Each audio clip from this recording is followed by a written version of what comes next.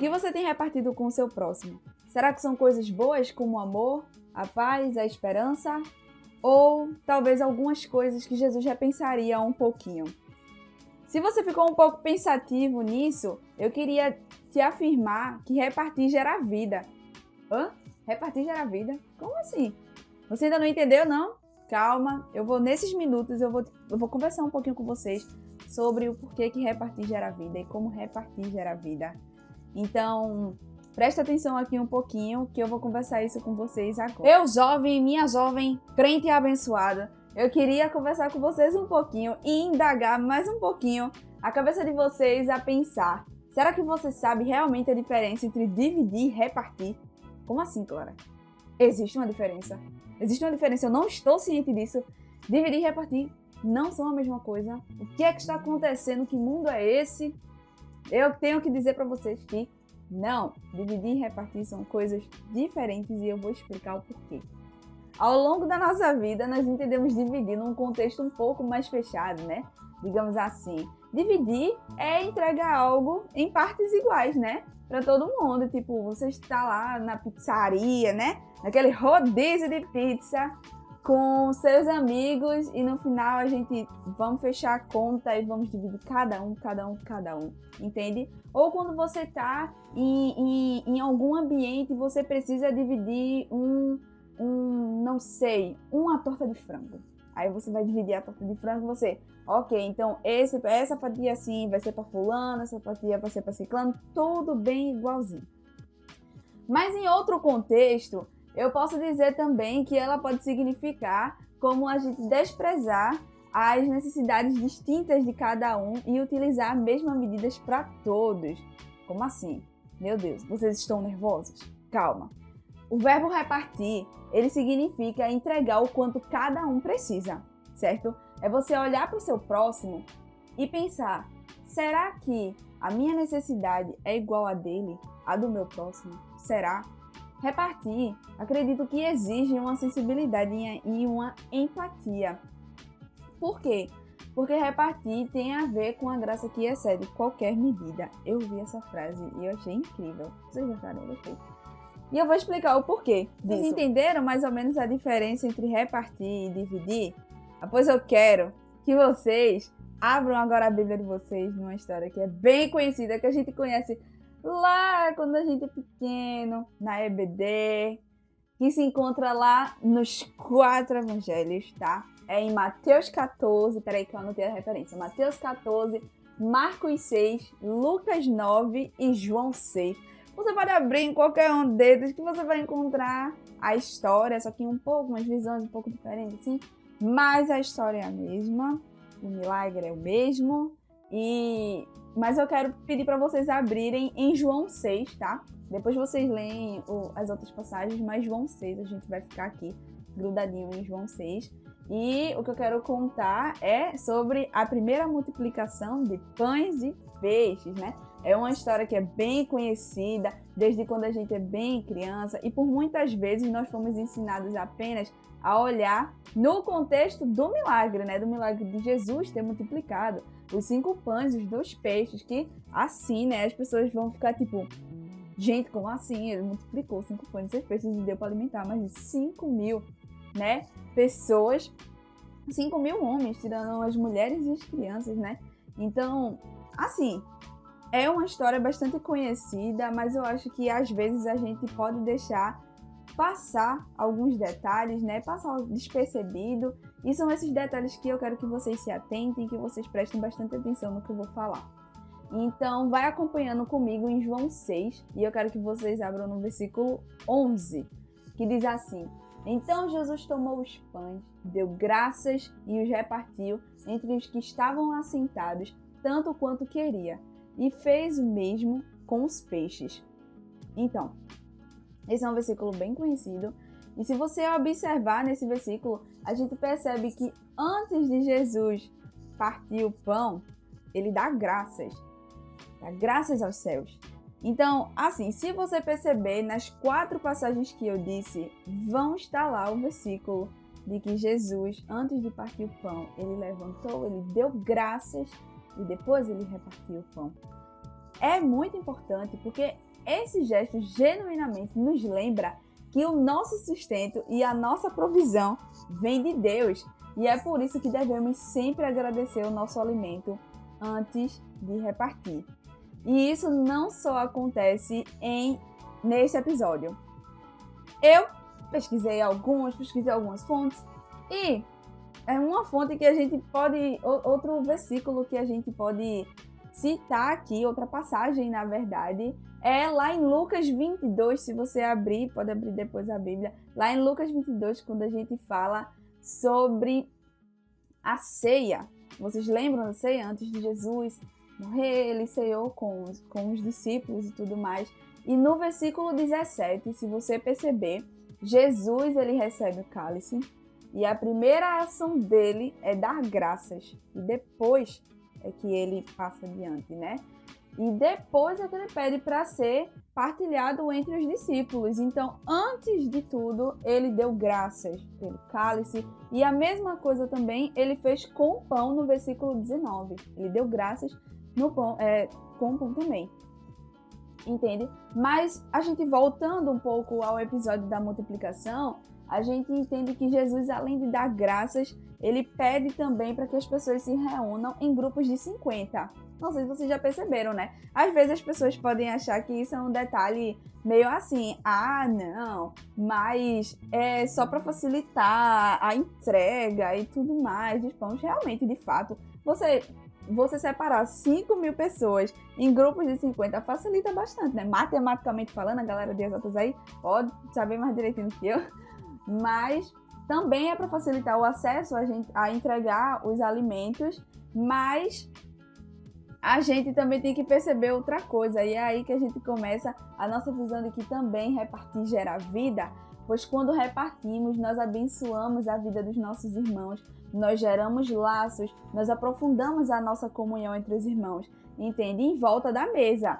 Ou seja, Jesus, ele foi um cara muito interessante quando a gente começa a perceber essas questões, sabe? Ele, além de dar graças ao alimento, ele pede que as pessoas se reúnam em grupos de 50, porque ele queria que as pessoas aprofundassem mais a comunhão entre os outros irmãos, porque é em volta da mesa que a gente constrói os maiores laços com as pessoas. Eu não sei se você percebe isso, eu também não sei se você almoça ou janta, toma café com os seus pais ou tudo mais, mas eu acredito que toda vez quando eu me reúno com a minha família em volta da mesa e a gente faz a refeição, a gente constrói laços mais, a gente tem mais tempo para conversar, para contar sobre como foi o dia da gente, como foi a semana. Então eu acredito que esse gesto que Jesus promoveu foi um gesto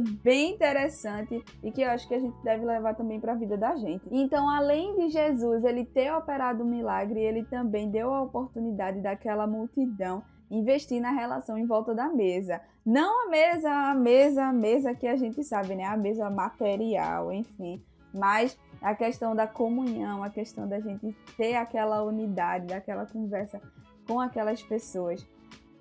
Entende? Jesus ensina que repartir o pão só é possível quando eu reparto a vida com os irmãos, pois quando repartimos o pão, o nosso espírito também se enche. Então, Jesus ele teve o cuidado, né, e a empatia com aquelas pessoas que o seguiram, aquela multidão, porque ele poderia simplesmente ter repartido o pão e tudo bem, olha, é um pedaço seu, um pedaço seu, um pedaço seu e pronto, mas não. Jesus se preocupou com as necessidades daqueles homens, daquelas mulheres, daqueles idosos, daquelas crianças, porque assim, se você parar para pensar um pouquinho, muitas pessoas vinham de longe para ver Jesus e para seguir Jesus, sabe? Eles andaram dias e noites debaixo do sol quente. Eles poderiam, algumas pessoas poderiam estar dias sem comer, entende? E muitas pessoas podem ter comido todos os dias, mas tem outras pessoas que talvez não tiveram esse privilégio de se alimentar todos os dias, entende? Então Jesus se preocupou com aquelas necessidades Ele, com o seu infinito amor, ele repartiu aquele alimento e todos pegaram de acordo com as suas necessidades. Não com aquela questão de mesquiaria, de tipo, é meu e esse é seu, é meu e esse é seu. Não. Ele repartiu e as outras pessoas também entenderam isso e foram distribuindo entre as outras pessoas, com cada um com a sua necessidade. Então, assim, como eu disse antes, a minha necessidade pode ser diferente da necessidade daquele outro próximo, daquela outra pessoa. E Jesus nos fez entender isso, fez a multidão entender isso, e a multidão entendeu e seguiu esse mesmo caminho, entende? Se você ler de novo o capítulo 6, a gente pode grafar o trecho que diz, né? Eles comeram tanto quanto queriam. Então não foi uma simples divisão de partir o pão e metade é seu, metade é dele, metade é dela. Não. Se você precisasse de mais, você pegava, porque ia de acordo com a sua necessidade. Vocês estão entendendo a diferença entre dividir algo e repartir algo verdadeiramente? Entende? Repartir, ela exige, né, uma maturidade e uma sensibilidade. Exige uma consciência, que a nossa consciência ela seja transformada pela graça e perceba o quanto nós devemos entregar a cada um. Entende? Todos tiveram uma consciência em prol do outro, né? Pois partiram o pão para que todos pudessem comer e pudessem comer o tanto quanto queriam. Repartir gera vida porque a própria vida se repartiu por nós. Vocês já entenderam vocês entenderam essa parte, não foi?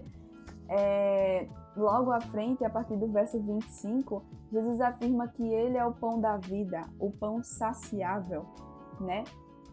Também é relatado um ponto bem interessante, né? Que foi relatado que eles também sobraram 12 cestos, ou seja, eles comeram, se fartaram e ainda sobrou 12 cestos. Isso é bem interessante para a gente entender. Mas eu queria dizer também que repartir gera vida, porque a própria vida se repartiu por amor a nós. Vocês entenderam? Espero que vocês tenham entendido, né? Foi bem filosófico essa parte aqui. Mas, se você ver logo à frente no versículo 25, Jesus afirma que ele é o pão da vida. O próprio Jesus diz que ele é o pão da vida. Entende? Ele é o pão saciável. Vocês vão abrir a Bíblia de vocês comigo de novo e vocês vão ler João 6,35 e João 6,51. Eu espero que na edição eu tenha colocado aqui tudo direitinho, aqui embaixo para vocês acompanharem comigo. Mas se não colocou, você pegue sua Bíblia, você abra, porque é bem melhor. Então eu vou ler aqui com vocês. Então Jesus declarou: eu sou o pão da vida, aquele que vem a mim nunca terá fome, aquele que crê em mim nunca terá sede. João 6,35. E João 6,51. Eu sou o pão vivo que desceu do céu. Se alguém comer deste pão, viverá para sempre. Este pão é a minha carne que eu darei pela vida do mundo. João 6,51.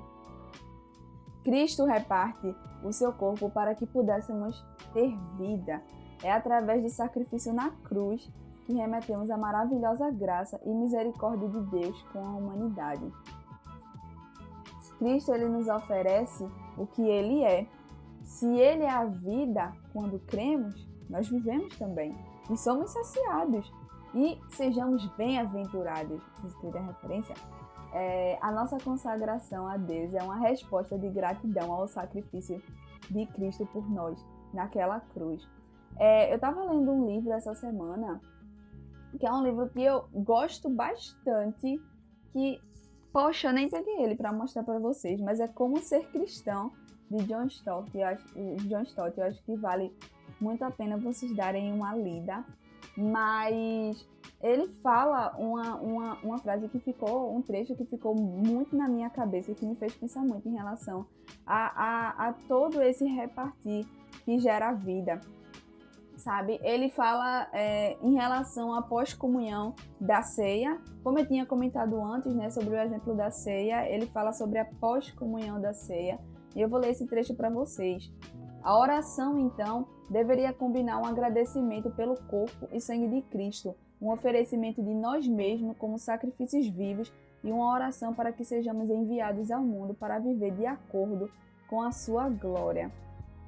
Repartir gera vida, porque como nós somos discípulos, nós devemos levar esse pão para outras pessoas que estão necessitadas, elas possam ser saciadas também, assim como um dia nós fomos. Nós temos a responsabilidade de repartir. A beleza do Evangelho, ela está no compromisso que ele nos gera com os nossos irmãos. Entende? E só para a gente finalizar aqui, não obstante disso, eu queria falar com vocês um pouquinho sobre Hebreus 11:16. Queria deixar só esse versículo para vocês no final, que vocês pensem um pouco sobre como repartir gera vida e como é importante a gente repartir isso para que outras pessoas conheçam a Cristo e sejam saciados também.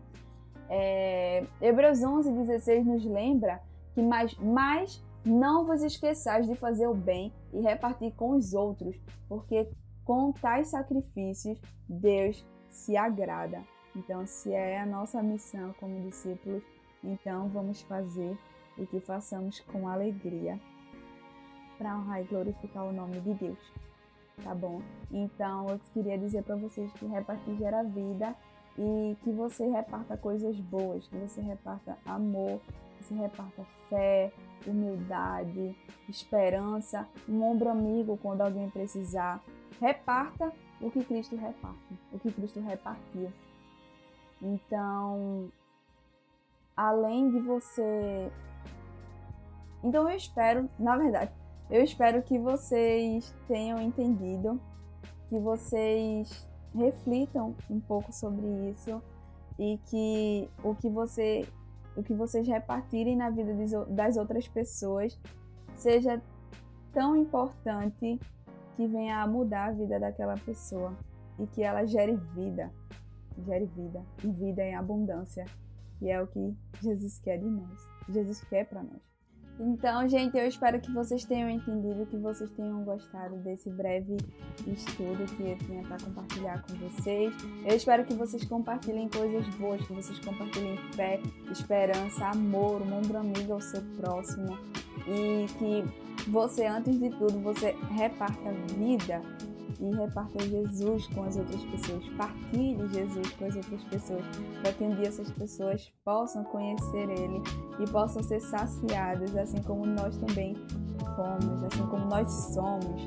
Então, era isso que eu tinha para dizer para vocês. Eu queria avisar também para vocês que o texto que eu peguei como base foi de Repartir Gera Vida, por Flávia B. Dix, e lá da JBB, a Juventude Batista Brasileira, que é onde a gente está fazendo essa série de estudos, né?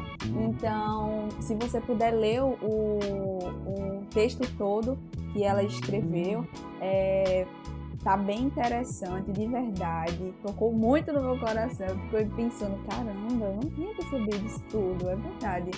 Muita coisa eu não tinha percebido e eu abri bastante os meus olhos. Então, fica a dica aí se você quiser acessar, né, a JBB e ver a série de pregações e estudos que eles prepararam. Não deixem de acompanhar também o nosso canal da Jubicó. Vamos ter muitas lives, nós estamos no mês da juventude, então tá tendo editoriais da juventude, tá tendo as nossas lives, os nossos clubes, os nossos cultos. Então fica aí ligado, galera. Não esquece de ativar o sininho, se inscrever no canal, compartilhar com os amigos e tudo mais. É isto, um beijo pra vocês e até a próxima, se Deus quiser. Tchau!